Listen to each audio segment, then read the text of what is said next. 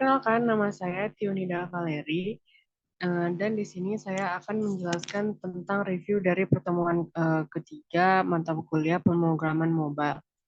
Eh, yang pertama yaitu menggunakan image atau memasukkan gambar ke dalam eh, interface aplikasi. Yang pertama caranya itu menambahkan palette image view, habis itu drag and drop. Nah, di situ eh, kita harus punya file gambar yang sudah dimasukkan ke drawable. Nah, contohnya di sini ada satu gambar dan di sini namanya itu harus dalam lowercase semua.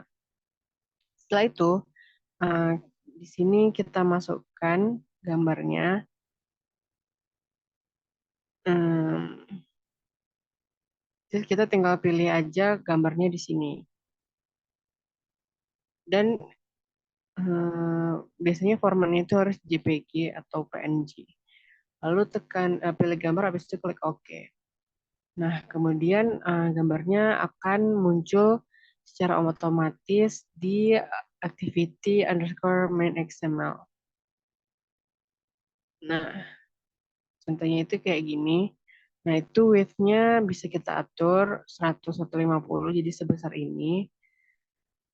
Selanjutnya itu ada marginnya juga kita bisa atur 20 dp.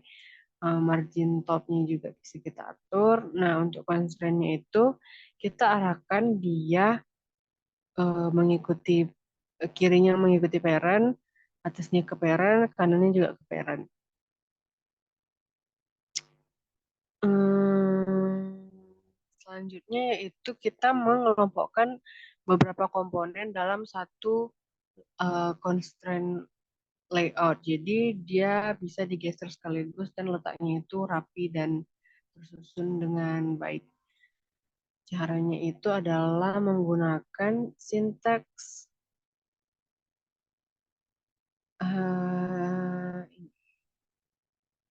Android.constraint layout.widget.constraint layout.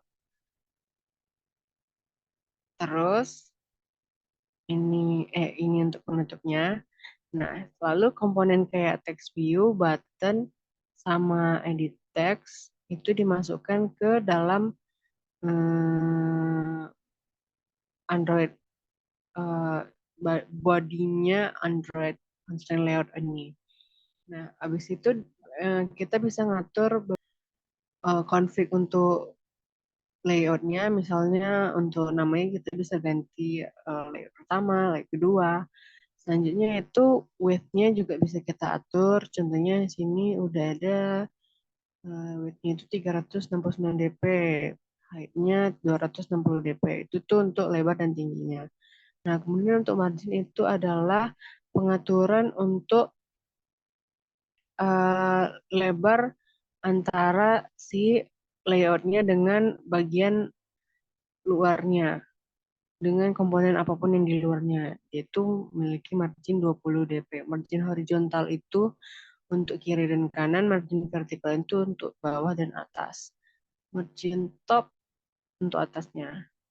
Kemudian kita bisa ngatur paddingnya. Padding itu adalah pengaturan untuk lebar antara komponen yang di dalam layout ini dengan si layoutnya, constraint layoutnya. Jadi dia itu di sini pengaturannya 30 dp, diatur 30 dp. Padding horizontal untuk pengaturan padding kiri kanan, untuk vertikal itu pengaturan padding atas dan bawah. Nah, selanjutnya kita di sini bisa lihat ada penggunaan background drawable round edge.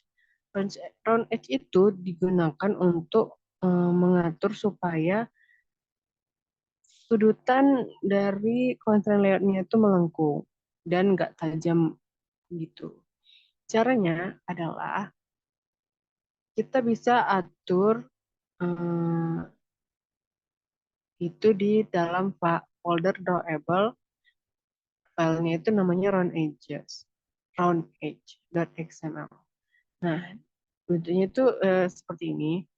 Jadi dia itu adalah shape,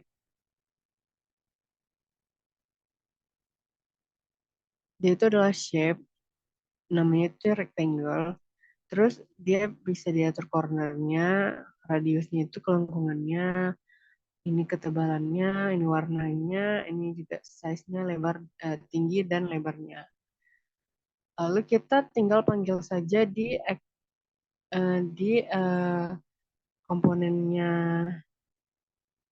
constraint layout-nya.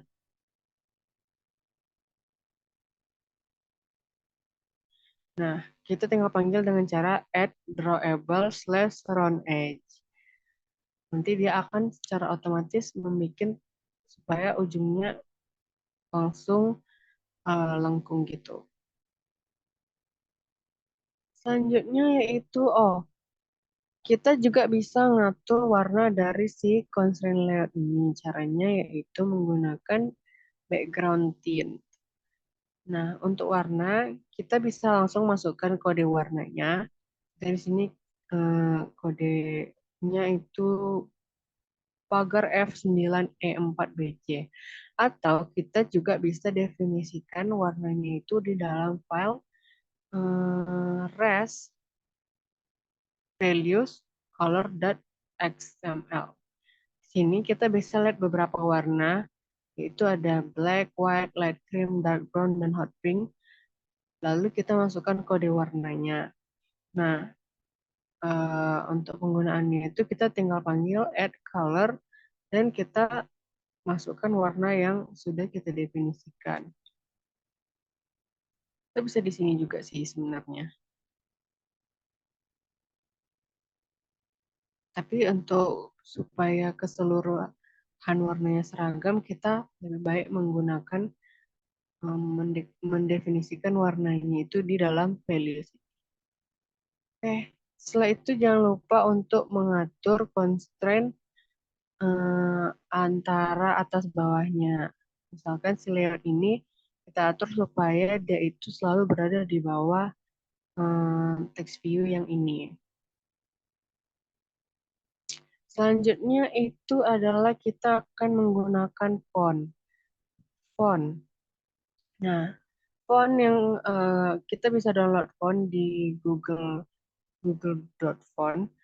Setelah itu, setelah kita download, kita masukkan ke folder res font dan kita pastikan namanya itu lowercase semua. Nah, selanjutnya cara mengaplikasikannya ke text view atau button, kita bisa buka text view, lalu kita masukkan uh, property font family. Nah, selanjutnya kita bisa dikasihkan dengan cara add font slash nama font yang ada di sini. Font yang ada di sini. Di sini kita pakai yang contohnya yang Popin Extra Bold. Nah, otomatis nanti fontnya itu akan berubah jadi mengikuti font yang kita sudah download dan kita deklarasikan di sini. Oke, selanjutnya itu button.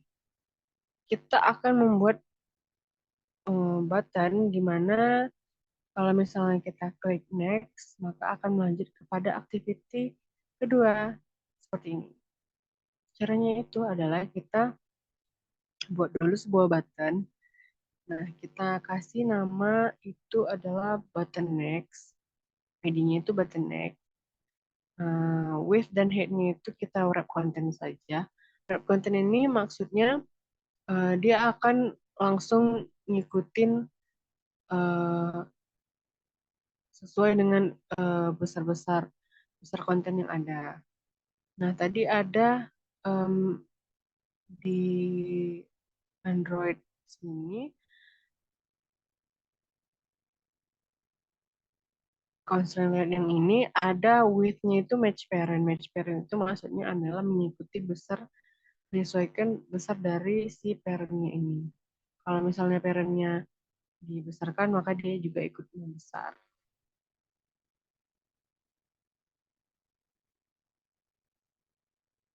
Nah, selanjutnya button next ini namanya tadi ID-nya button next, lalu kita kasih namanya itu next. Nah, kita bisa mendefinisikan si string .next ini supaya kita bisa pakai string next ini berkali-kali.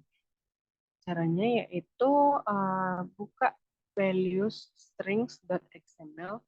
Nah, di sini kita akan masukkan, kita sudah mendefinisikan beberapa nama, misalkan untuk app name itu adalah aplikasi video.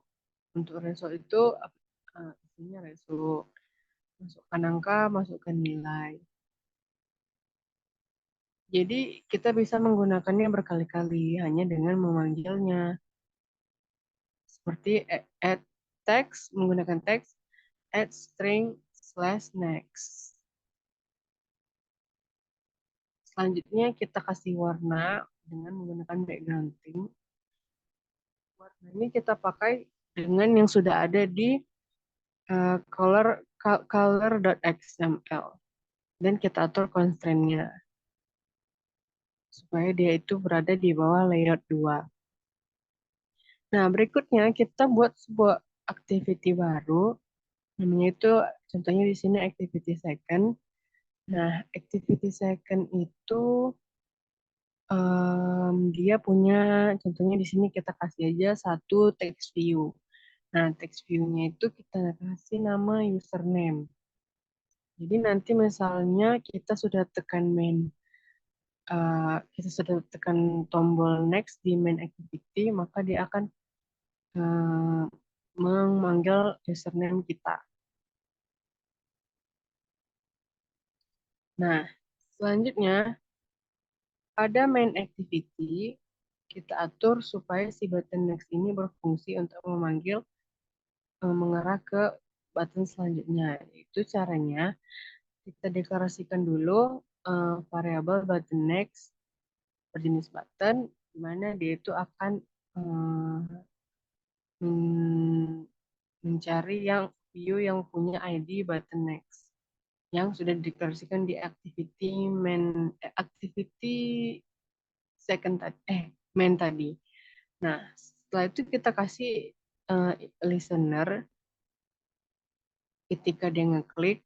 Nah, untuk ngetes uh, ketika dia klik sudah oke, sudah bisa diklik atau belum, kita bisa tes dengan print nilai atau string.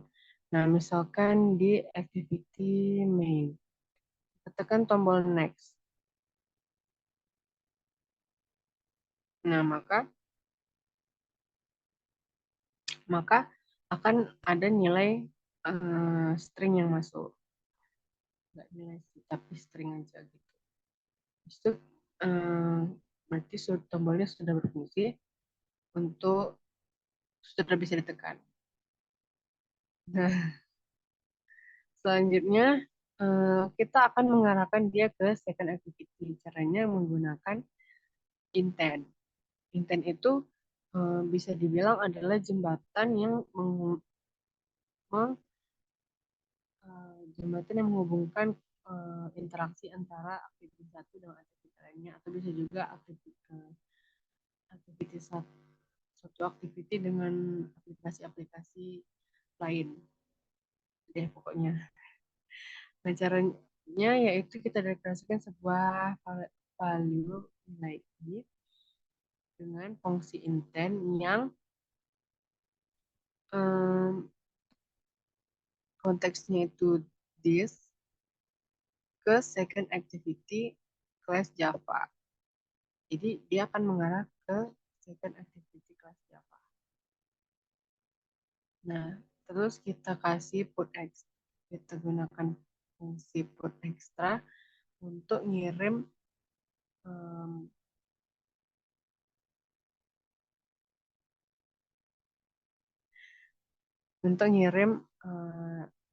username yang nilainya itu halo Trinida. Lalu kita panggil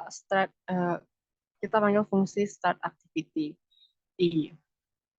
Nah, kemudian di second activity kita deklarasikan sebuah value untuk username jenis text view. Nah, ini untuk text view yang tadi di activity second. Nah, dia akan mencari view yang punya ID username. Menargetkan view yang punya view yang namanya ID-nya itu username. Nah, terus ada value username file. Itu nanti nilai dari username-nya. Nah, di sini dia akan mengambil nilai si string dari si intent yang sudah dikirim di main activity tadi. String yang nilainya itu username, nilai yang namanya itu username. Nah, kemudian dia akan mengubah teks dari si text view username di main di second activity dengan nilai dari username value yang dia dapat dari main activity. Nah, kemudian nanti terkirimlah nama Hello Tionida tadi. Contohnya